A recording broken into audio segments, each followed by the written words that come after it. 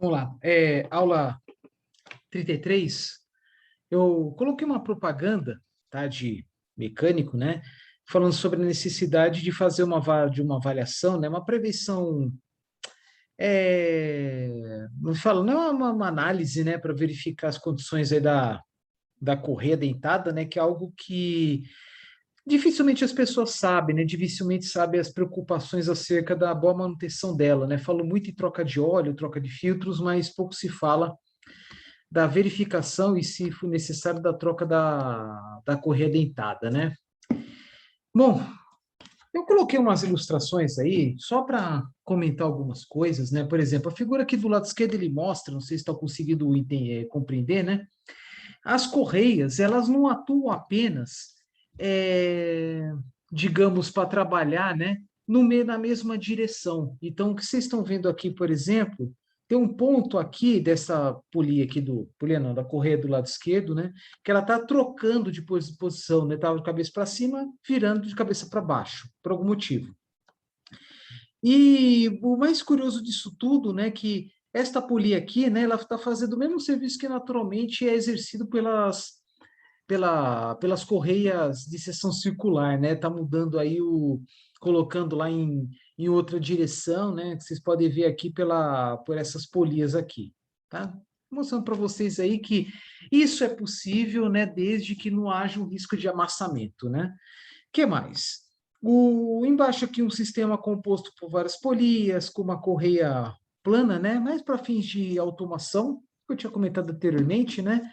E aqui é um sistema, tudo bem, está escrito em alemão, né? Mas é só para mostrar para vocês o seguinte, que grandes sistemas de correias, né? Isso inclui principalmente correias transportadoras, aquelas que transportam minérios, grãos, por exemplo. Vou falar principalmente de minérios porque grandes correias se são encontrados, né, grandes correias transportadoras e projetos de mineração. Nesses casos, devido aí à dilatação térmica e também dilatação decorrente à ação das polias, à ação do peso, né, do próprio material a ser transportado, às vezes é uma dilatação muito grande, mesmo que não seja em porcentagem algo pequeno, mas em número absoluto pode ser muito grande. E aí é necessário a presença de equipamentos para compensar esta dilatação. E se for pensar em dias frios, com pouca carga, aí acontece o contrário, que é uma contração, né?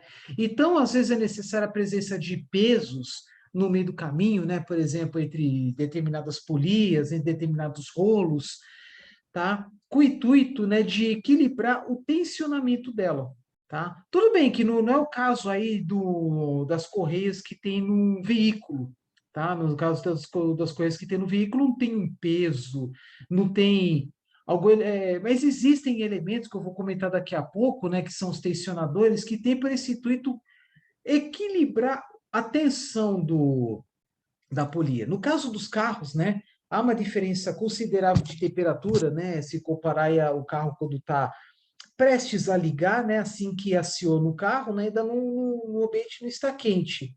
Mas depois de um tempo, né, com o aquecimento do motor, o ambiente fica mais aquecido, então é natural que ocorra uma dilatação da correia, né?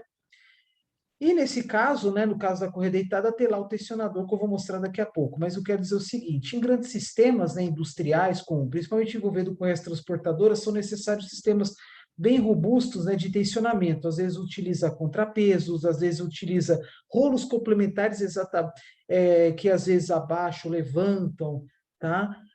Com o intuito, né, de manter o tensionamento, para evitar afrouxamentos, evitar que eles arrebentem, enfim, né? Bom, o que vocês podem ver aqui, por exemplo? Essas fotos que eu tirei da internet, né? Tanto do lado esquerdo, de baixo e cima, quanto do lado direito. Embaixo são aplicações industriais, ao passo que esse aqui de cima do lado direito, estão vendo aí que as polias são. As polias, e junto com as engrenagens, elas são de plástico.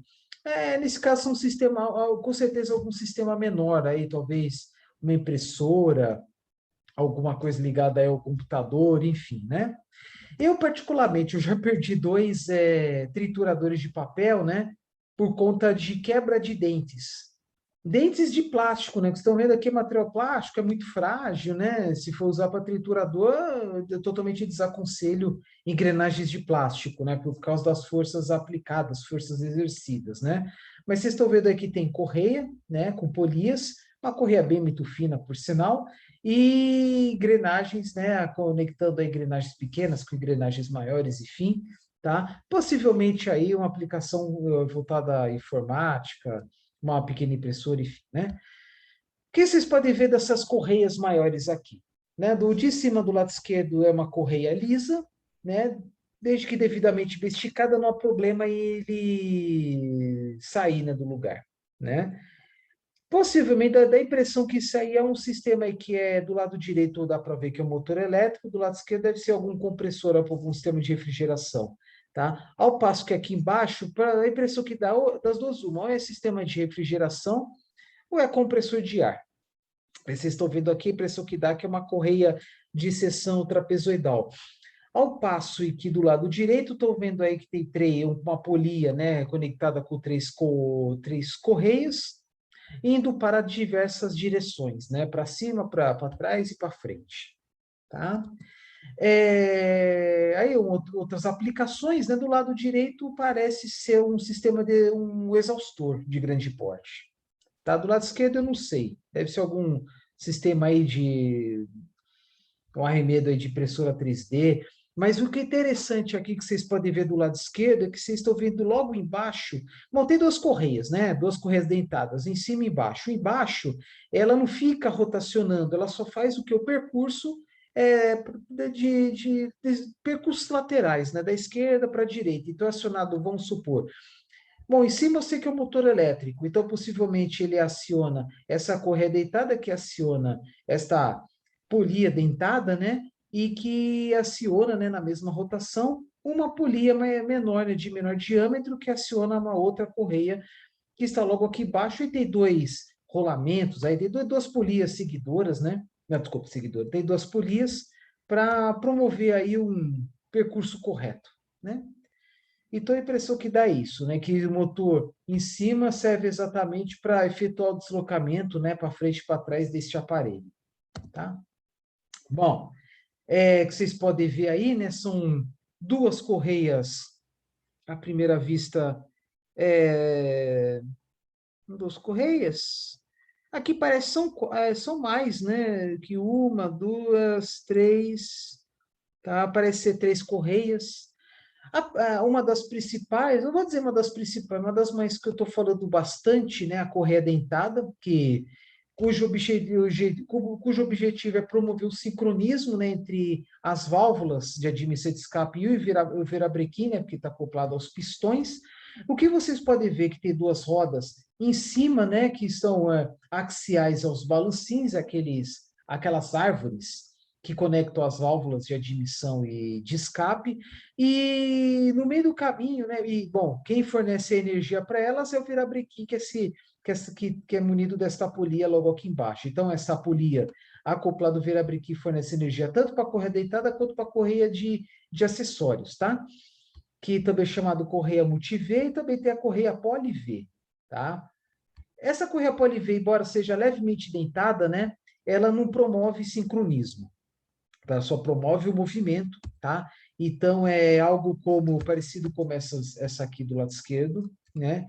Como também, eu acabei falando muito rápido, aí eu acabei passando batido, mas parece que, deixa eu ver, cadê? Não... Tá, essa aqui do meio de cima é também uma correia que chama de poli-V. Qual do formato, né? Ela tende a ser uma letra V. Mas essas aí não promovem sincronismo, que nem a tradicional correia dentada, que é existente aí, também chamada de correia de comando, não é necessário para efetuar o sincronismo junto aí com os balancins, né? Virabrequim e balancins. Então, geralmente, a correia dentada, ela transmite movimento apenas para esses balancins. Claro que tem algumas polias no meio do caminho, uma delas é o tensionador.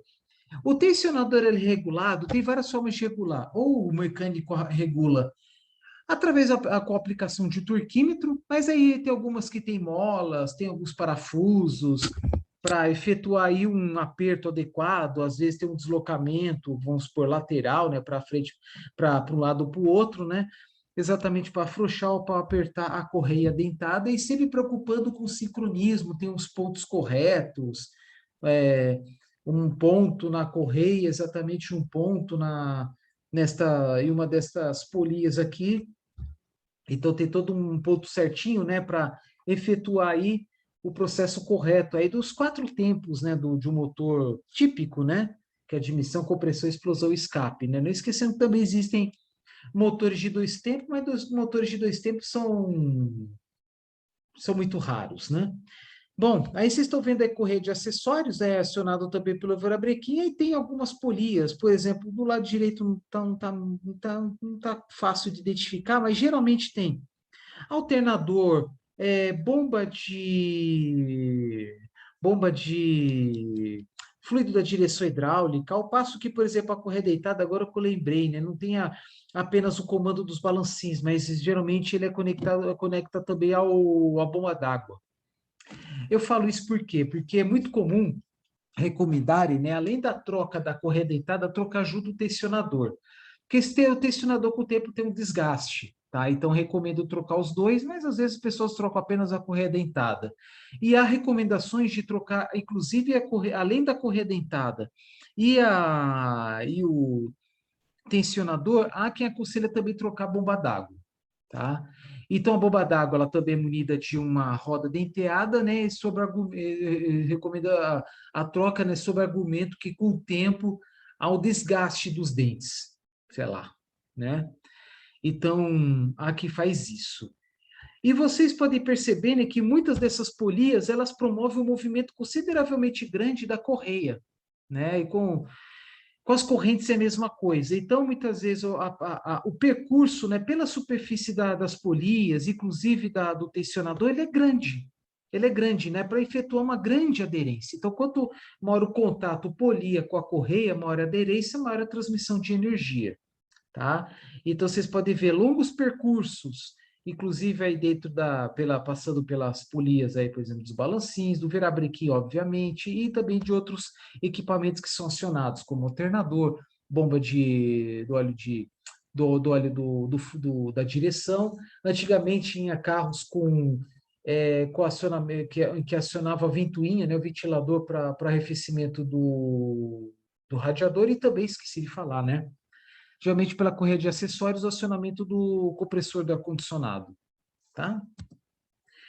Algumas fotos que eu peguei na internet, né, só para mostrar a grande diferença das tecnologias de motores e também dos percursos, da arquitetura do conjunto correia dentada versus tensionadores ou tensionador e polias, né? Aí do lado esquerdo vocês estão vendo que tem duas polias denteadas, né? Que conectam a 2 balancins, então geralmente tem vamos supor aí do lado esquerdo, balancinho com válvulas de admissão, do lado direito de escape, por exemplo. O tensionador que é esse rolamento aqui que tem essa faixa azul, né?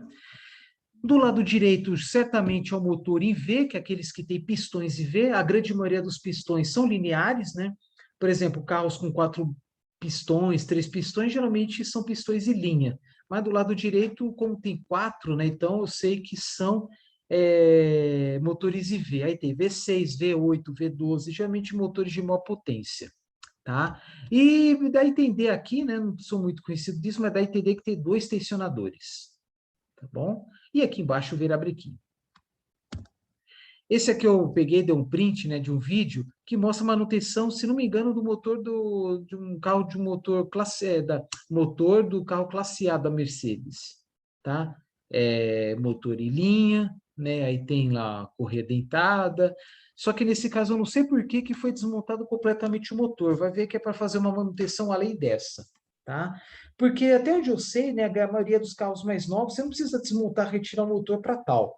Tá? Tem todo um cuidado, tem todo um manuseio, como falei, né? Existem diferentes modelos de carros, diferentes arquiteturas e diferentes graus de dificuldade da substituição de peças como a correia deitada e tensionador, entre outras peças, né?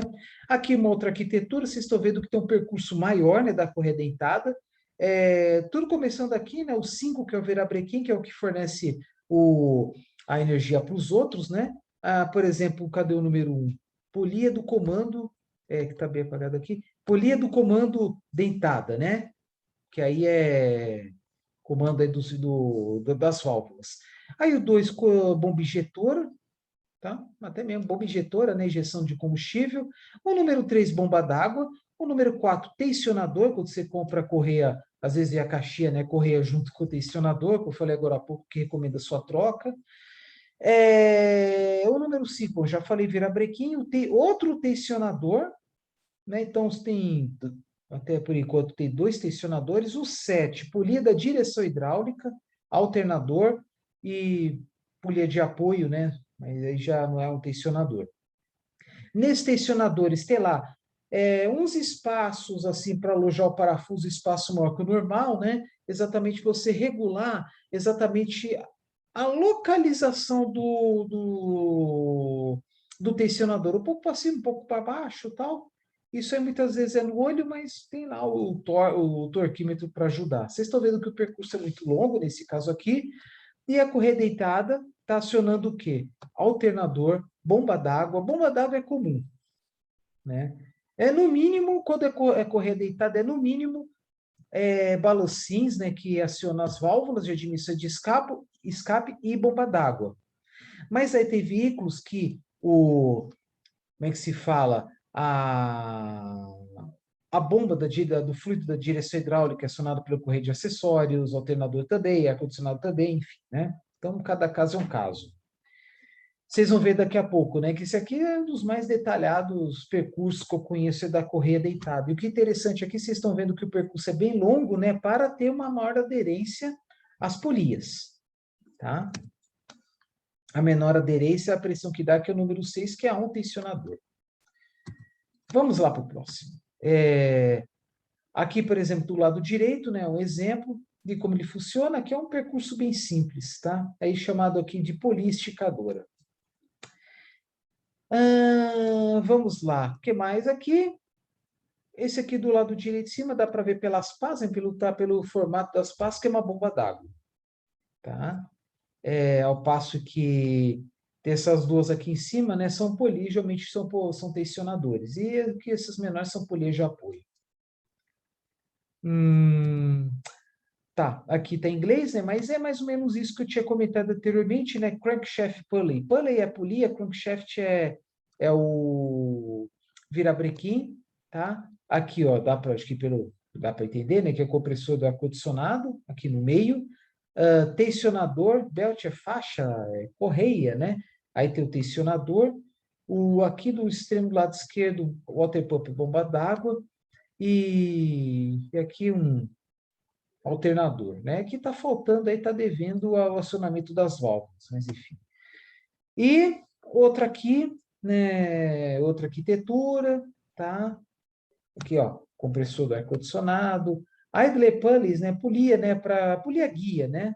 É que idle tem vários significados, pode ser algo como preguiçoso, algo como ocioso, depende, tem vários conceitos, né? Bom, o que mais? Esse agora em português, né? De alguns exemplos de veículos, por exemplo, a 4 e a 6, se não me engano, é da Audi. Aqui tem 3 correias, né? Aqui, por exemplo, tem alternador, né? Todo carro tem alternador, converte energia mecânica e elétrica. Cadê o tensionador? Letra T, 2, né? Árvore de manivelas, que é mais conhecido como virabrequim, né? AM, bomba d'água BD, cadê aqui? Ar-condicionado AC, do outro lado. A ventoinha, que antigamente, né, os radiadores usavam ventoinha, então muitas vezes você desligava o carro e a ventoinha ficava ligada por mais 2 ou 3 minutos até a estabilização da temperatura da água do radiador. Daí a direção hidráulica, tá? Então, nesse caso aqui, 3 correias.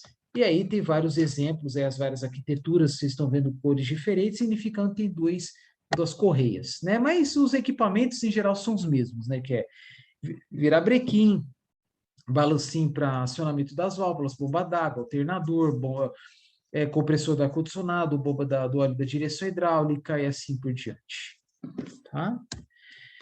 Mesma coisa, vocês estão vendo os diferentes modelos, né? Tudo bem que são modelos carros antigos, né? Mas só para ilustrar, só de curiosidade, vocês estão vendo aqui belt tensione, né? Pelo desenho, né? Dá para ver que é um elemento e que dá para efetuar a regulação da extensão dela, tá? Para frente, para trás, para esquerda, para direita, enfim.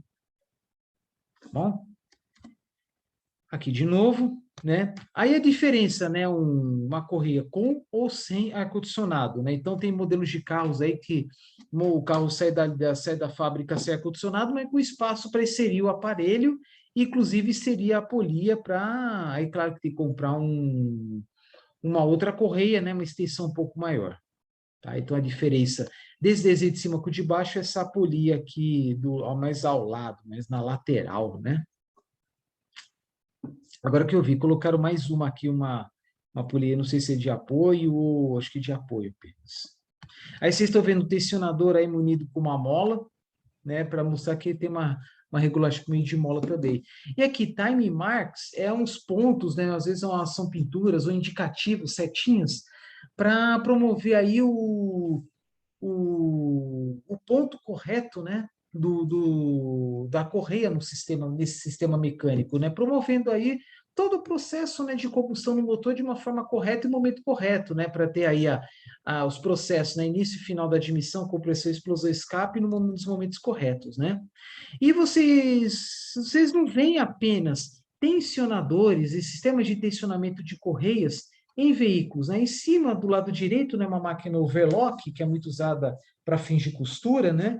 Então, aqui tem uma correia bem simples, né? Do lado direito, aqui vocês estão vendo, tem uma polia menor que tem um motor elétrico. Um pequeno motor elétrico com uma rotação aí de, geralmente, 1.800 RPM. Só dá uma olhadinha aqui, só para ver a cola. É... 9.000? Não, 9.000, isso. Bom, na minha casa aqui tem uma overlock que está indicando 9.000 RPM, bastante grande, né? E uma coisa que eu vou falar mais para frente, mas já posso antecipar mas o mesmo procedimento quando se fala de polias e também de engrenagens, né? Quanto menor a polia, se uma polia ou uma engrenagem for muito pequena em comparação à outra, geralmente a rotação é maior, né? É a relação, por exemplo, se for pensar em polias, né, tem uma relação de rotação versus diâmetro, tá? Bom, vamos dizer aí o N1 sobre D1 igual a N2 sobre D2, mais para frente vocês vão ver nos próximos vídeos. Aqui tem um sisteminha, né, que você pode regular a tensão da correia. Eu e minha esposa, particularmente, efetuamos uma troca de uma correia como essa, né? E necessitando aí de um tensionamento adequado, mas é um tensionamento feito na mão, né? Então, como é um aparelho, uma máquina semi-industrial, né? Mais doméstica, então, muitas vezes o tensionamento é feito na mão mesmo, né? Sem necessidade de torquímetros, ao contrário de um carro e como se trata de equipamento que pode oferecer riscos à integridade das pessoas, né? Então, tem que tomar mais cuidado, usar torquímetro, embora nem todos os mecânicos usem torquímetro, né? Para quem não lembra o que é torquímetro, tem lá os vídeos sobre elemento de fixação, parafuso, né? Um aparelho para aplicar o torque adequado, que muitas vezes ele vem de fábrica, vem em tabelas, né? Então, por exemplo, aqui na overlock, né, vem uma rotação bastante alta, né? Dando exemplo no meu caso, aqui na minha casa, 9.000 RPM. No lado esquerdo, uma polia bem maior, de diâmetro bem maior, com certeza uma rotação bem mais baixa, visto que a velocidade tangencial em qualquer ponto da correia é sempre igual. É só lembrar daquela fórmula, V igual a ômega R. Mesma velocidade, maior raio, consequentemente, menor rotação. Tá? Então, muitas vezes necessita-se de uma menor rotação para efetuar aquele serviço, no caso da máquina de costura. Tá? E quando fala em tensionamento, né, existem várias formas de fazer o tensionamento. Pode ser puramente manual, como no caso do overlock, como também pode ser por meio de algum parafuso, ou vocês estão vendo aqui que tem como se fosse uma rodinha com braço, né? Aí, se à medida que vai deslocando, por exemplo, para cima e para a esquerda, né, a tendência é dar uma apertada cada vez maior nessa correia. né? Pode ter sistemas até mesmo pneumáticos, vai saber, né? Algum sistema pneumático, óleo hidráulico especial e que automaticamente, por meio de algum mecanismo, algum sistema automatizado, por exemplo, ele pode automaticamente acionar o tensionamento, né? Tensionando ou afrouxando. Então, tem várias formas, puramente manual, puxando, empurrando, né? Porque o motor elétrico, ele não está ligado, né, diretamente ao bloco do overlock, por exemplo. Tá bom? Aí é exemplo de um aparelho, um veículo, né, bem muito similar aí a um Baja, tá? Que vocês podem ver que é muito comum uma roda deiteada, né? Na verdade, uma peça só, mas uma peça só, duas rodas. Vocês estão vendo aqui tem uma roda menor e uma roda maior, tá? Então, por exemplo, uma peça só, obviamente, é a mesma rotação, e é muito comum quando, por exemplo, você quer reduzir a velocidade. Tem lá o motor elétrico, o motor de combustão interna, uma rotação muito grande, e aí passa, por exemplo, por uma polia pequena, uma rotação muito. Quer dizer, tem que passar primeiro por uma polia. Deixa eu pensar aqui. Você pode fazer o seguinte: quando você quer diminuir a velocidade, aí você pode, por exemplo, ter uma peça só, né, duas polias, como vocês estão vendo aqui, uma correia passando pela parte, né, que o raio é maior, aí transmite movimento, né, para a polia, para a correia que está na polia menor, depois essa segunda correia passar por uma outra polia maior e vai diminuindo a velocidade, tá? Mais para frente eu explico melhor aí nas partes lá das polias, aí tem a relação, tem fórmula, tudo certinho, tá? Então, como eu estava comentando anteriormente, né, quando eu falo de correias, né, também posso falar de correia transportadora, que pode ter diversos tamanhos, então muitas vezes tem lá empreendimentos de mineração, grandes linhas, né, de quilômetros de extensão, então imagina o tamanho dessas correias, né, de minério. E também vocês podem imaginar o quanto que dilata devido ao calor, ao sol, né, as temperaturas e também decorrente aí a carga, né, do material a ser transportado. Como vocês estão vendo aqui embaixo do lado esquerdo, que é de minério, né? Então necessita em algum ponto, algum dispositivo para alargar ou diminuir a extensão, o tensionamento, tá? Aí são grandes sistemas, visto que são elementos de grandes dimensões, né? Porque tem correias aí que tem centenas de metros de comprimento. Tá? Do lado esquerdo, não tem um tensionador, aparentemente, né? A impressão que dá é que é uma correia muito pequena. Tá bom? Vamos lá, falando em correia transportadoras, né? Tem das mais diversas, tem lisas, tem corrugadas, né? Tem um que chama de taliscada. Taliscada é essas aqui embaixo, né? Que tem aí uns degraus, aí muito usado quando você quer transportar cargas assim a certas alturas, né? Você vai transportar com uma leve não, né? Estão vendo aqui embaixo, no meio, né? Que a declividade é muito grande, né? Então essa talisca serve como um degraus, né? E, por exemplo, em cima, né? A pista taliscada, né? Não é ela tão inclinada para transportar, por exemplo, recipientes. Voltando aqui, tem lá as correias lisas, corrugadas, e temos que chama de canecas, né? Que são muito comuns para transporte de carga na vertical, como por exemplo grãos. Então, por exemplo, lá tem lá o descarregamento, né, da soja pelo caminhão, e aí cai num poço embaixo, né? E depois tem lá essas correias aqui chamam correias, é uma forma de transportar, né, materiais chamado esterim canecas, né? Que ela transporta totalmente na vertical e chega no ponto, descarrega e vai por uns tubos e cai no silo. Uns tubos assim bem na diagonal e cai no silo. Então, o caminhão é tombado, né, tem uma dispositivo chamado moega, em que ela tomba, né, na inclinação, né, e cai todo o material, né, açúcar, grãos, pode ser material de origem mineral também, tranquilo, né, cai num poço embaixo, né, da superfície onde fica o caminhão, e aí depois tem essas canecas que transportam na vertical, tá bom? Se não é na vertical, é na inclinada, vai bem fortemente, bem íngreme, bem acentuado. pistas taliscadas, né, que eu tinha comentado antes. E aí vamos para as fórmulas, né? Então, o que que acontece? Um esquema como esse aqui que vocês estão vendo, tanto do lado esquerdo quanto do lado direito, né? Pode ser correias, correntes, até mesmo cabos de aço, tá? Ou outro material, cabo de outro material. Mas o importante é ver o seguinte: todos os pontos desse mesmo elemento de transmissão, correia, corrente, cabos, né? Todos os pontos possuem a mesma velocidade tangencial, né? E geralmente, né, os raios, né, dos elementos que emitem e que recebem polias, por exemplo, no caso, né, elas geralmente são de raios diferentes. E pode ver por essa fórmula, né, que a rotação, né, representada pela letra ômega, né, que é a última letra do alfabeto grego, a rotação,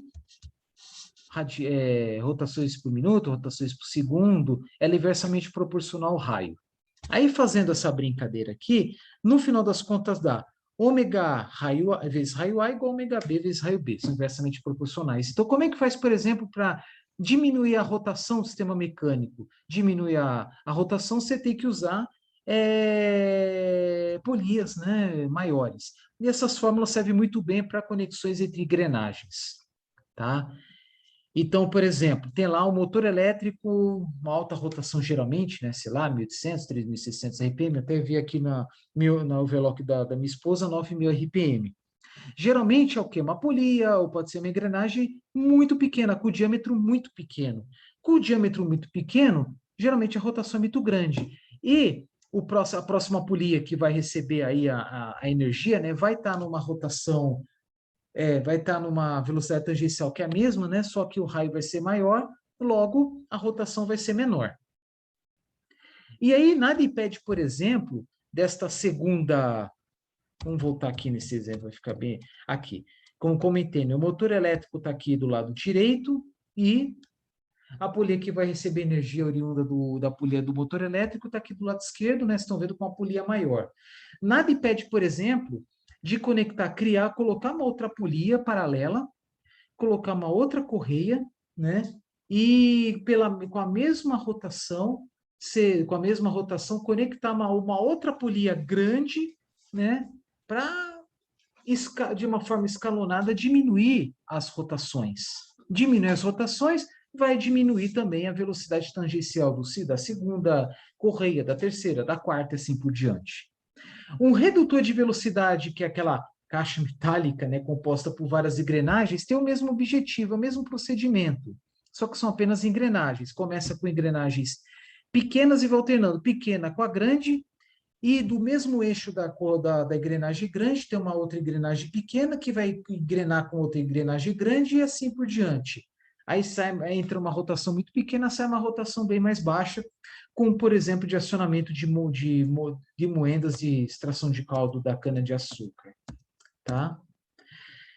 E aí, embaixo aqui tem uma fórmula, né? Velocidade V igual a π vezes D vezes N. N é o número de voltas, é a rotação, tá? Aí dividido por 60, e tem uma outra fórmula que é o quê? Diâmetro da polia 1 vezes rotação dessa mesma polia igual a D2N2. Tá? Onde você pode ver, aqui do lado direito, onde você pode ver um mecanismo como esse, por exemplo.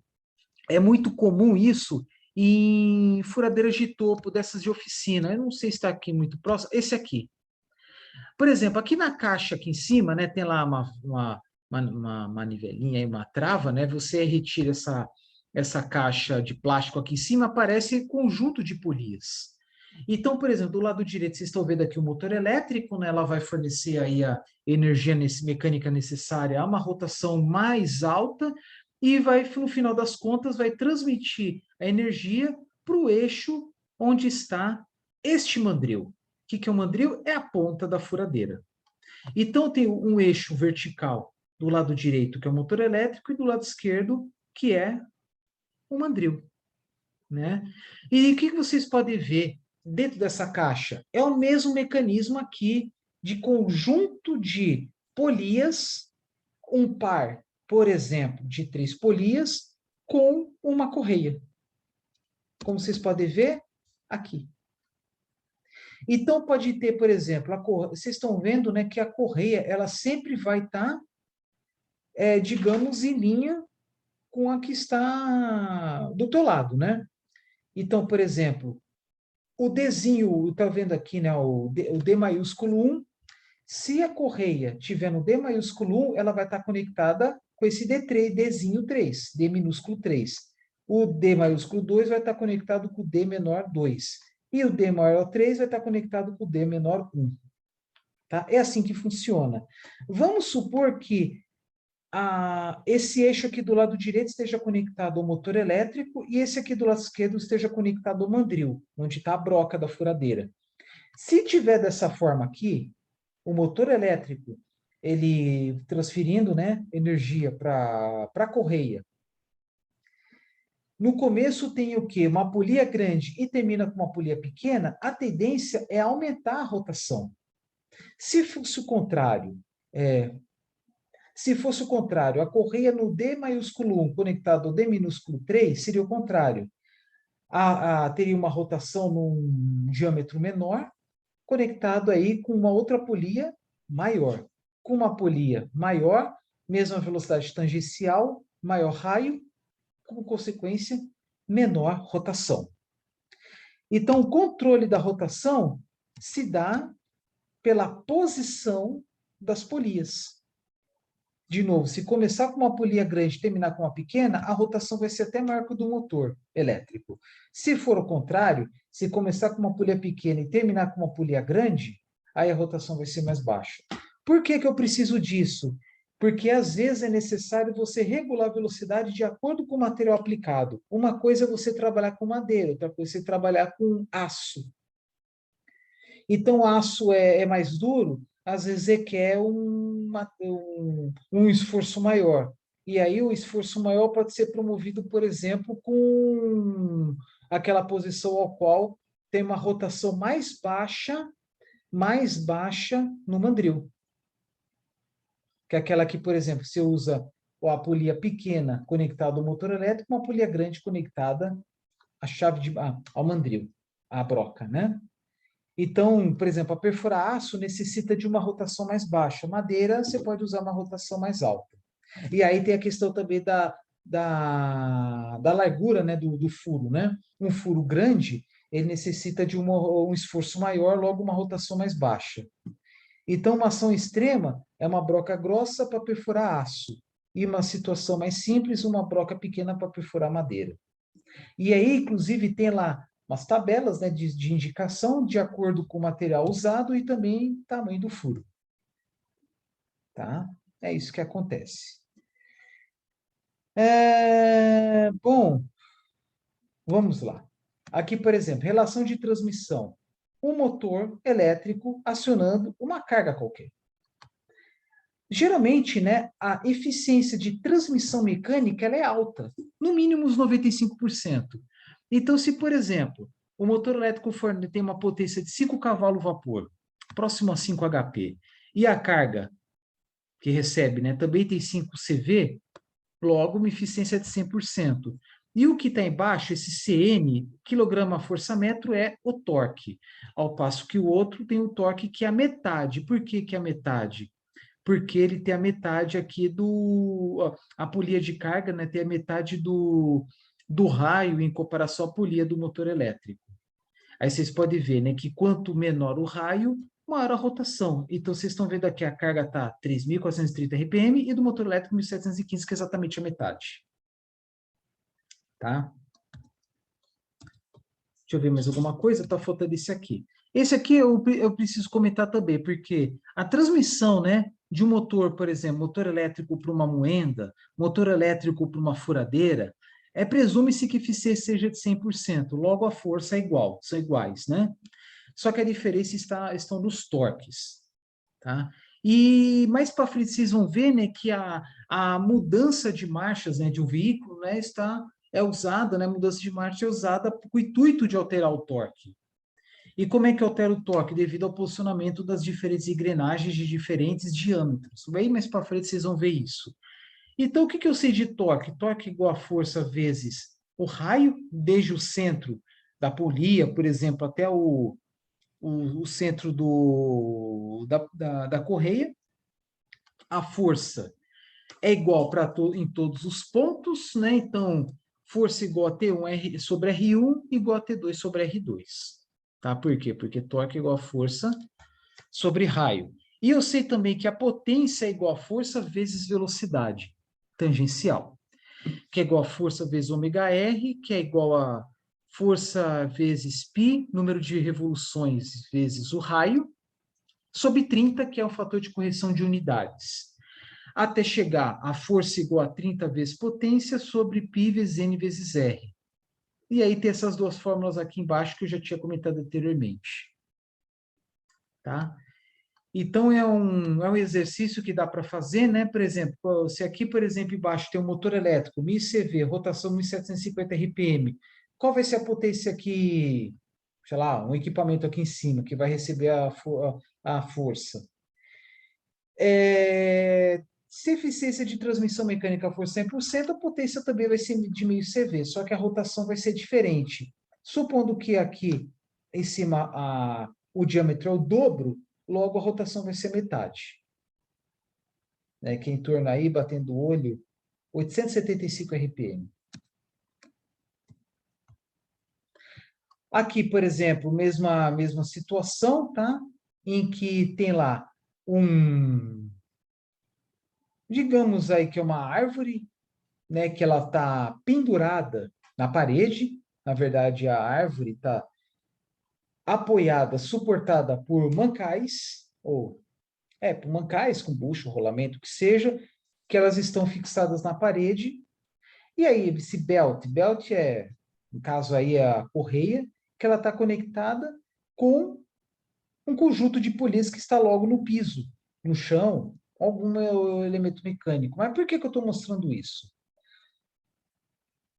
No passado, antes da introdução dos motores elétricos, a transmissão de movimento para diversos equipamentos, né, máquinas operatrizes, como furadeiras, fresas, retíficas, lixadeiras, teares, né, aqueles equipamentos para fiação, né, para afiar, entre outros equipamentos, eles eram acionados por sistemas mecânicos compostos por eixos, polias e correias. Né? Daqui a pouco eu mostro para vocês, que é acionamento por correias. Tá?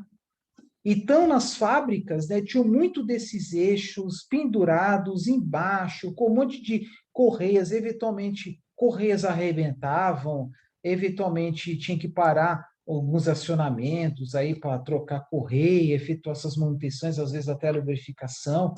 Logo depois da introdução dos motores elétricos, aí permitiu a introdução de um motor elétrico para cada equipamento, e aí extinguiu toda essa tecnologia puramente mecânica. E como é que eram acionados os eixos, por exemplo, que os eixos de cima que acionavam as correias e acionavam os equipamentos que ficavam embaixo.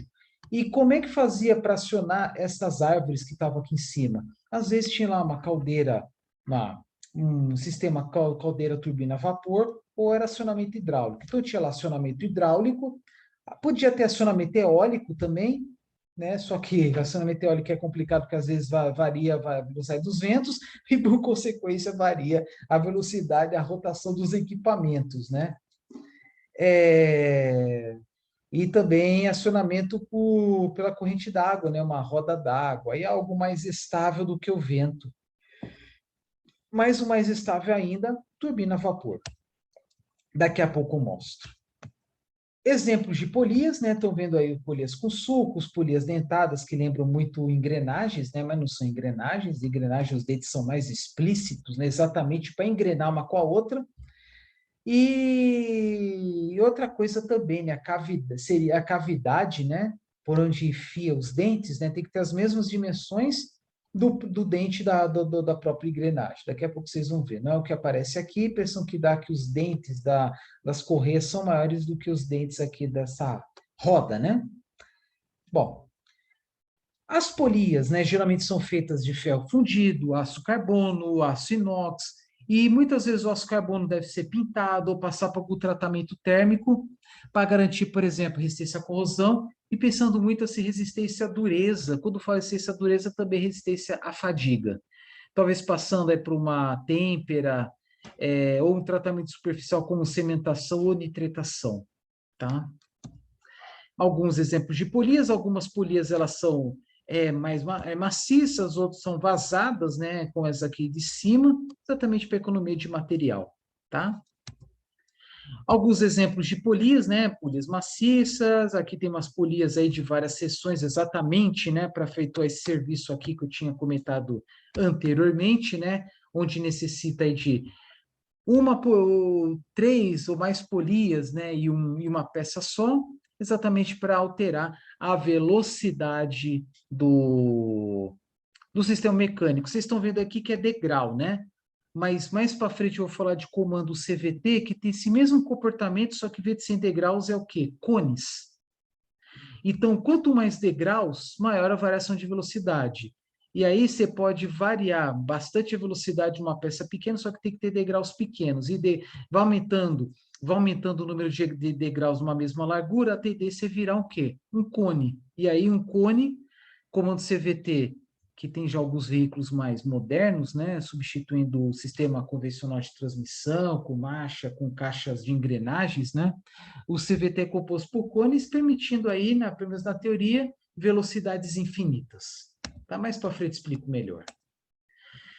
Vocês podem ver aí que tem polias de várias pistas, né, para colocar aí as correias em diferentes diâmetros. O 8, por exemplo, para a correia dentada. O 7, 1, 2, 3, 4 trilhos, né, para colocar 4 correias, né, ou uma correia larga com 4 Vs, né? Aí vocês estão vendo aí as representações mecânicas e desenho mecânico.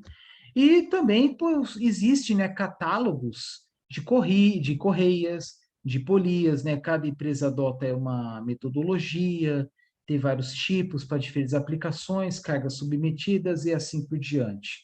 Da mesma forma que tem aqui polia de transmissão, que é polias aí, correias poli-V, aquelas trapezoidais, tem as sincronizadoras, que aqui necessita de sincronismo, né, que é para correias dentadas, como, por exemplo, veículos, né? Aí já alguns catálogos, só de curiosidade, né, de correias, aparece aqui na coluna do lado esquerdo aqui, tipo, depois a largura do dente e número de dentes.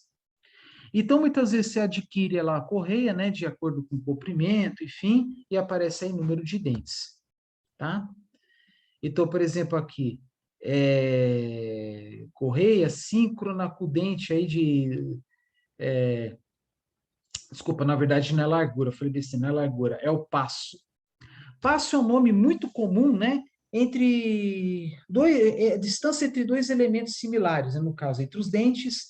No caso dos parafusos, né? O passo é entre dois filetes. E eu esqueci de falar, até peço desculpa na aula de molas, né? Que o passo é a distância entre os dois elos. Os dois elos, não, os dois, né? Quando você dá, uma mola é o quê? Uma volta, né? Aquelas molas helicoidais, espiraladas, né? Então, é a distância entre os dois pontos aí, né, da mola, tá? Quando dá exatamente a volta, né, 360 graus. Existem outras aí de formatos dos mais diversos, tá bom? Então, não cabe aqui falar as aplicações de cada uma delas. Aí vocês estão vendo aqui do lado direito, esse em português, correia sincronizadora em neoprene, tá? Que é um material sintético, cordonéis de fibra de vidro, né? Até então estava falando só em aço e nylon, mas por dentro também tem fibra de vidro, né? Para garantir o quê? Resistência mecânica, tá? Diminui consideravelmente o risco de deformação plástica, porque se ocorre deformação plástica, a correia fica dilatada e aí há uma dificuldade aí na distribuição da carga. É a mesma coisa aqui dos catálogos em chinês. A referência da correia, né, que é o modelo, as medidas, né, comprimento, chama de comprimento primitivo e número de dentes. Tá bom? A Gates, que é uma das marcas mais conhecidas de correias para veículos, né? Gates, Daico, Continental, por exemplo, Goodyear, tá? Mas também elas fornecem para outras aplicações, né? Então, estou vendo aqui a mesma coisa, né? o modelo, a especificação da correia e seus comprimentos, né? Tá?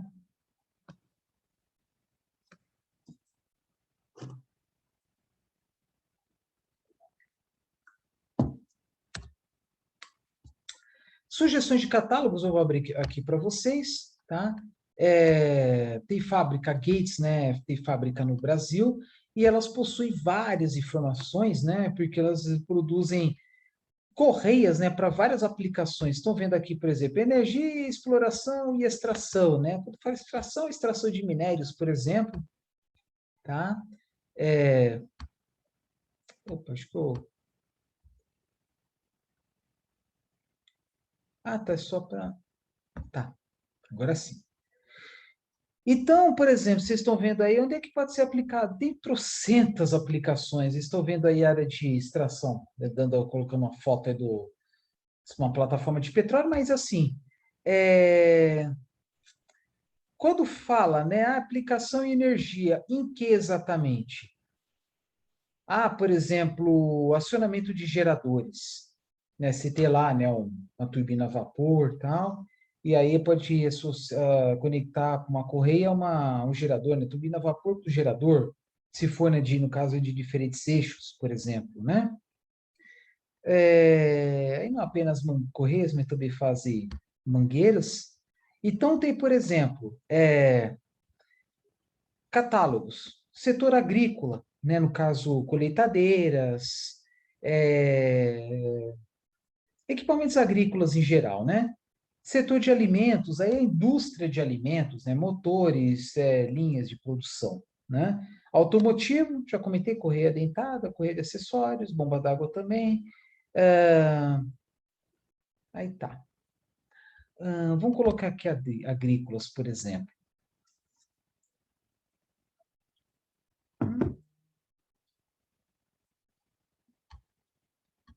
Então, aqui, até mesmo correia, tensionadores, lógico, né? Geralmente, quando eles fornecem um, também fornece outro.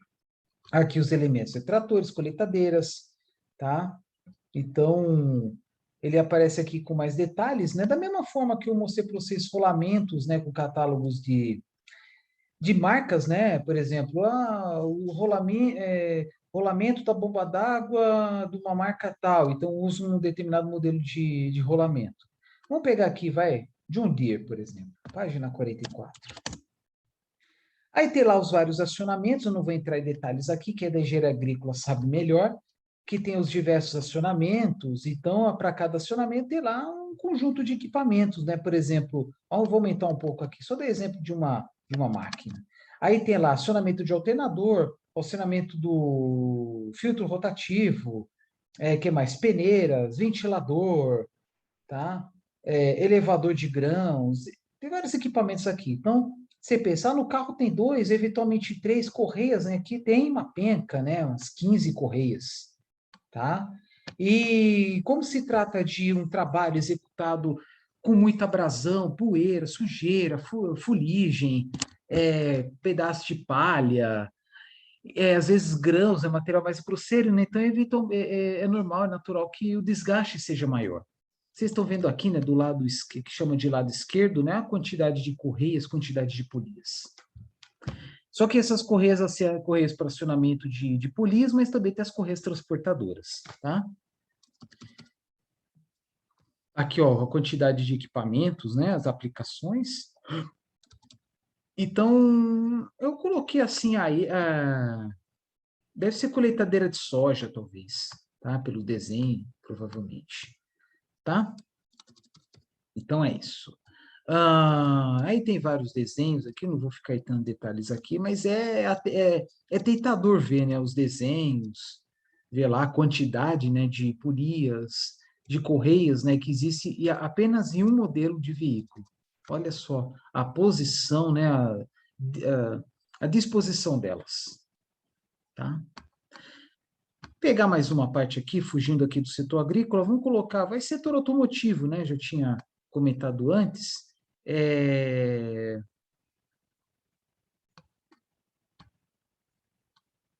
Guia Gates automotivo, mesma coisa que, por exemplo, lá os rolamentos que eu tinha mostrado aulas anteriores, né? Então, tem lá toda correia ter lá como é que se fala, né? O seu critério, né, de codificação, né, ter lá seu critério, não vou entrar em detalhes aqui, ou até esqueci de falar, né, a correia de acessórios, elas geralmente, bom, a correia deitada tem os dentes, né, as correias de acessórios têm aqueles trilhos, né, eu acho que deve ter algum desenho aqui, não sei. Os trilhos, né, que são paralelos entre si, né, cada trilho é chamado de rib. Rib, em inglês, né, tem outro significado, né, também chamado de rib é costela em inglês, aqui, ó. Então, rib é cada uma desses trilhos, dessas linhas aqui, tá? E rib também é costela, tá? Aquela que protege lá o sistema respiratório, o coração, enfim, né? Eu não vou entrar em detalhes aqui, mas assim, a grosso modo, vocês estão vendo assim as diversas falhas que podem ocorrer numa correia deitada, que pode ser, vamos ser bem sucinto, né? Quebra de dentes ou uma arrebentação completa. Então, por que que a grosso modo dá problema, dá desgaste, necessitando aí, inevitavelmente, a troca da correia? Às vezes é uma tensão grande demais, né? Às vezes é movimentos cíclicos súbitos, tá? E também ação do tempo, ação de materiais abrasivos, às vezes uma grande diferença de temperatura pode ocasionar isso, né? Uma intensa dilatação, contração, e com o tempo, né, um desgaste natural da borracha, tá? Então, por exemplo, tensão incorreta, temperaturas extremas no motor, polia com desgaste, algo muito poroso, né? Contaminação por derivados de petróleo, né, podendo ter até uma corrosão, tá? Às vezes é decorrente aí um tensionamento muito grande, uma polia travada, que ó, polia travada com dificuldade, né? Às vezes tem um atrito, né? Polia com eixo, um jogo, um eixo aí bem amassado, né? Então é isso que aparece aqui nesses catálogos, tá? É muito comum ver nesses catálogos de elementos de máquinas em geral, né? O que chama de guias de soluções, né? As suas causas e a causa das falhas, a causa e ações, né? Mitigadoras, né? Muitas vezes, aí, no caso das coisas, tem que trocar, né? Muitos casos tem que trocar. Aí, ó, desgaste dos dentes, tensão incorreta, polia com desgaste. Então, já vi vídeos que um carro, depois de trocar 3, 4 vezes a polia, recomenda trocar os dentes da polia. Desculpa, depois de trocar 3, 4 vezes a correia, trocar pela primeira vez aí a polia devido ao desgaste natural dela, dos dentes, né? Dos dentes da polia. Então, essas aí são as principais causas para desgastes da correia. Tensão grande demais, corrosão decorrente de algum material, por exemplo, derivado de petróleo, gasolina, por exemplo, desgaste das polias e altas temperaturas. Não é muito difícil, né? Tá. Bom, o que mais que eu acho interessante mostrar aqui?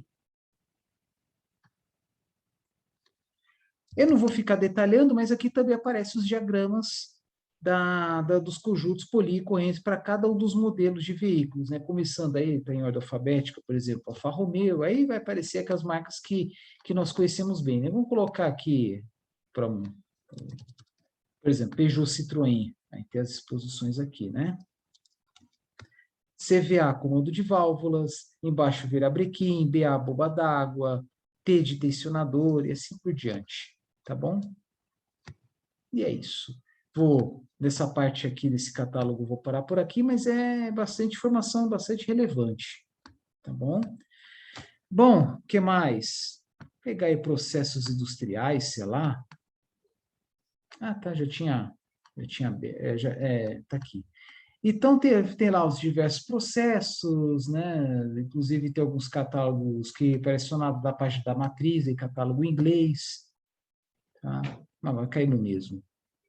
Então, tá aí as diversas linhas, com os diversos catálogos para diversas aplicações, desde aquelas aplicações usuais que a gente conhece com veículos, até outras não tão usuais assim, tá? Voltando aqui, eu não sei, acho que agora está um vídeo mais longo, né, que os anteriores, eu acho. Eu estou perdido aqui. Vamos lá. Material aí eu peguei de uma outra página, né? Mas assim, problemas com correias, né? Pode ocorrer deslizamento, rompimento, rachaduras, vibração excessiva, tá? Chiado, né? Ruídos, né? Então tem as soluções, né? A maioria das vezes é trocar correia, né? Mas às vezes apenas colocar, tensionar de forma adequada, né? Ajustar o tensionador. Aí tem até o caso extremo aqui, trocar polias, às vezes lubrificar.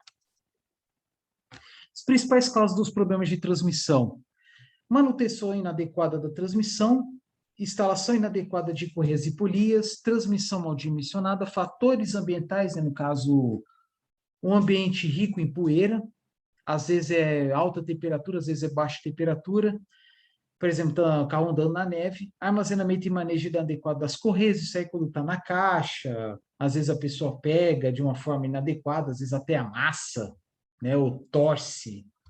Defeito de fabricação é o caso menos comum.